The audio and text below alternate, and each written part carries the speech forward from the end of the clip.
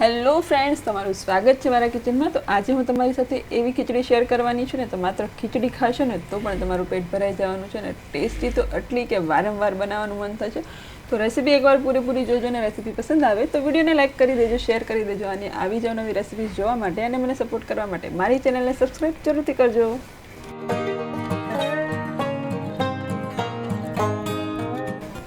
તો અહીંયા આપણે જે લીલા સૂકા વટાણા આવે છે એ લીધા છે અડધો કપ જેટલા, અને બીજા એને અડધો કપ લીધા અને આખી રાત માટે આપણે એને પલાળવા દેવાના છે, એટલે એકદમ સરસ પલળી જશે।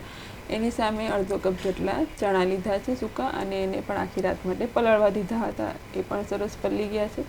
અને એક પેસ્ટ રેડી કરીશું ખીચડીને સરસ એવો ટેસ્ટ આપવા માટે। તો 3 તીખી મરચી, એક નાનો આદુનો ટુકડો અને 7 થી 8 લસણની કળી, એને એકદમ સરસ દરદરી પેસ્ટ આપણે તૈયાર કરી દેવાની છે।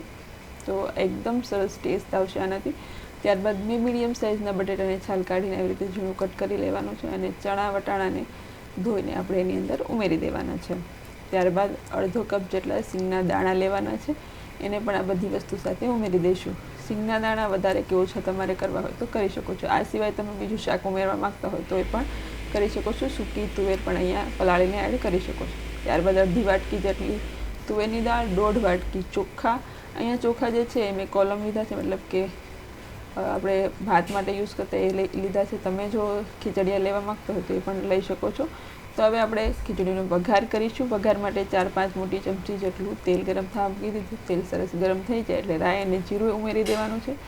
10-15 મીઠા લીમડાના પાન એડ કરી દઈશું, અને જે લસણ અને મરચી અને આદુની જે પેસ્ટ તૈયાર કરી છે ને એ અહીંયા ઉમેરી દેવાની છે। ત્યારબાદ જે બધું આપણે મિશ્રણ તૈયાર કર્યું છે ખીચડી માટે, બટેટાને, ચણા વટાણા અને સિંગદાણાને, એ ઉમેરી દઈશું, અને સ્વાદ પ્રમાણે મીઠું અને સરસ એવો કલર આવે અને સ્વાદ આવે એની માટે હળદર અહીંયા ઉમેરી છે। તો હળદર 1 ચમચી જેટલી ઉમેરી, તમને જો વધુ ઓછી કરવું હોય તો એ પણ તમે કરી શકો છો। હવે આપણે જે ખીચડી હતી એ સરસ ધોઈ લીધી હતી, એને આપણે અહીંયા ઉમેરી દેવાની છે। એકાદ મિનિટ માટે શાક સતળાઈ જાય ત્યારબાદ આપણે એને ઉમેરીશું, અને ખીચડીને પણ 2 મિનિટ માટે હાઈ ફ્લેમ રાખીને આપણે સરસ એને શાકની સાથે મિક્સ કરી લેવાનું છે। અને થોડો એવો 5 ચમચી જેટલો મેં ગરમ મસાલો ઉમેર્યો છે। હવે ફરી આપણે એને મિક્સ કરીશું, અને ખીચડીનો મસાલો આપણે ઉમેરવો હોય તો એ પણ અહીંયા પાણીનું પ્રમાણ આપણે ખીચડી તમને કેવી ઓછી જોઈએ છે, છૂટી જોઈએ છે એના પર આધાર રાખે છે। તો તમારે છૂટી જોતી હોય તો પાણીનું પ્રમાણ ઓછું રાખવાનું, અને તમારે જો લચકેદાર જોતી હોય તો પાણીનું પ્રમાણ એ રીતે રાખવાનું। તો મેં અહીંયા ખીચડીના કરતાં 3 ગણું પાણી લીધું છે। તો ખીચડી આપણી અડધો કટોરો હતી તો મેં 3 વાર અડધો કટોરો લીધી છે। તો હવે આપણે ટેસ્ટ કરી લઈશું કે પાણી કેટલું ઓછું છે કે વધારે, મીઠું ઓછું છે કે વધારે। તો મીઠાનું પ્રમાણ આપણે પાણી ટેસ્ટ કરી લીધા બાદ ફરી એડજસ્ટ કરી લેવાનું છે। તો અહીંયા મીઠું એડ કરી દીધું, અને આપણે ખીચડી સરસ એવી ઉકળવા દેવાની છે। તો આ રીતે ઉકળવા મળે ને ત્યારબાદ આપણે થોડી કોથમીર એડ કરી દઈશું, અને 4-5 ચમચી જેટલું ઘી એડ કરી દઈશું, એટલે એનાથી ખીચડીનો જે સ્વાદ છે ને એ બહુ સરસ આવે। તો હવે આપણે ખીચડીને મિક્સ કરી દીધા બાદ 3 વિસલ થાય ત્યાં સુધી આપણે એને થવા દેવાનું છે।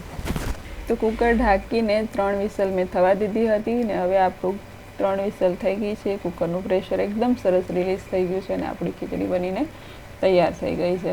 તો એકદમ સરસ એવો કલર આવ્યો છે, અને ઉપર સરસ એવા દાણા દેખાઈ રહ્યા છે। તો હવે આપણે એને મિક્સ કરી લઈશું, અને જોશું કેટલી સરસ આપણી ખીચડી બનીને તૈયાર થઈ ગઈ છે। તો હવે આપણે એને સર્વ કરી લઈએ।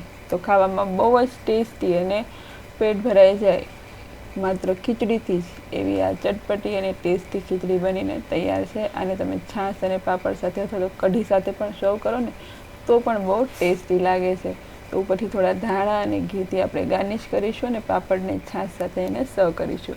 તો આજની આ ખીચડીની રેસીપી તમને કેવી લાગે છે ને અમને કમેન્ટમાં જરૂરથી જણાવજો। અને જો રેસીપી પસંદ આવી હોય તો વિડીયોને લાઇક કરી દેજો, શેર કરી દેજો, અને આવી જ નવી રેસીપી સાથે ફરી મળીશું તમને।